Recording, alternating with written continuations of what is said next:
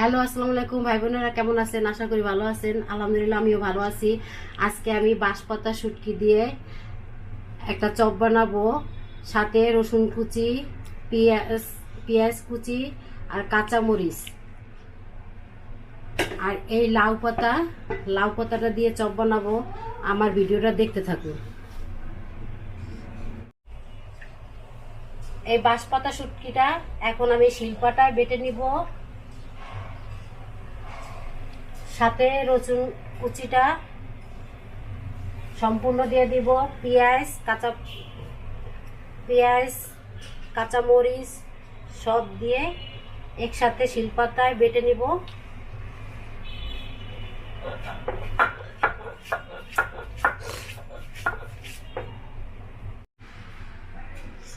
ভাই বোনেরা, আমি পেঁয়াজ আর এই রসুনটা এভাবে করে শিলপাটায় বেটে নিয়েছি।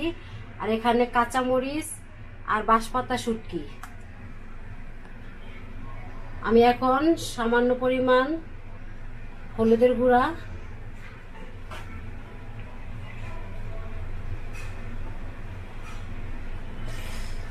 যেহেতু আমি কাঁচা মরিচ দিয়েছি এজন্য অল্প শুকনো মরিচের গুঁড়া দিলাম।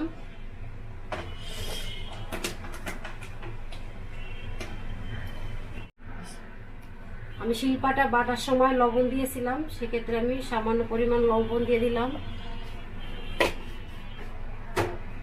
এখন ভালো করে মাখিয়ে নিব।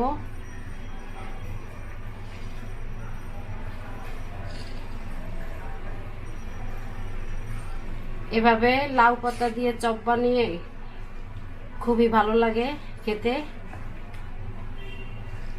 মাখানো হয়ে গেছে, এখন আমি লাউ পাতাটাকে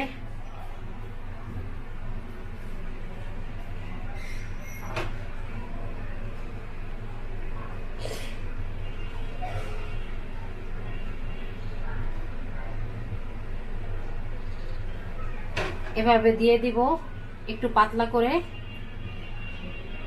এই শাকটাকে এইভাবে দিব, লাউ পাতাটাকে এটাকে এইভাবে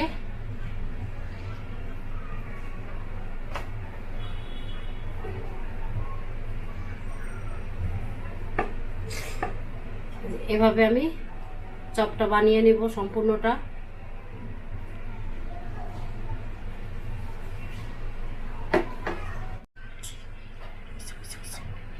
ভাই বোনেরা, আমি এইভাবে লাউ পাতা দিয়ে শুটকিটাকে আটকে দিয়েছি, সাথে সুতা দিয়ে বেঁধে দিছি যাতে এটা খুলে না যায়। এখন আমি এটা তেলে ভেজে নিব হালকা আছে। ফ্রাই প্যান গরম হয়ে গেছে, এখন আমি সয়াবিন তেল ঢেলে দিব।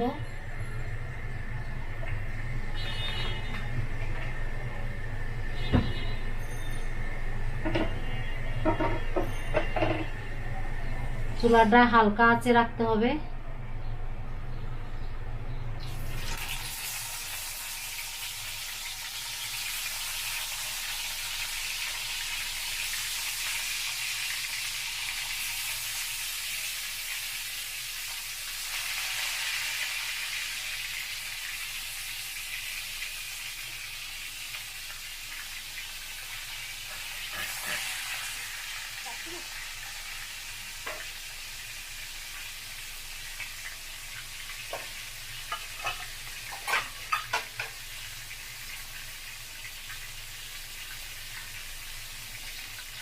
এখন আমি এটাকে ঢেকে দিব।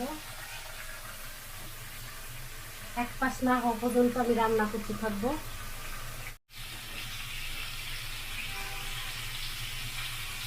এক সাইড ভালো করে ভাজা হয়ে গেছে আমার লাউ পাতার বড়া, শুটকি লাউ পাতার বড়া।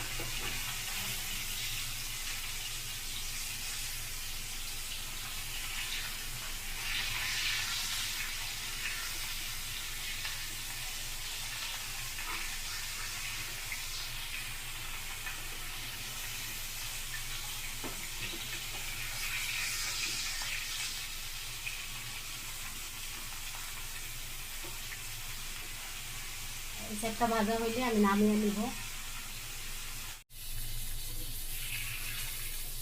আমার বাঁশপাতা শুটকি লাউ পাতার বড়া হয়ে গেছে।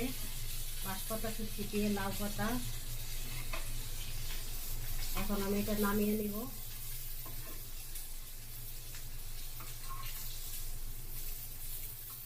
এরকম চপ কে কে বানিয়ে খেয়েছেন, আর যে না খাইছেন সে একবার হইলো বাসা ট্রাই করে দেখবেন।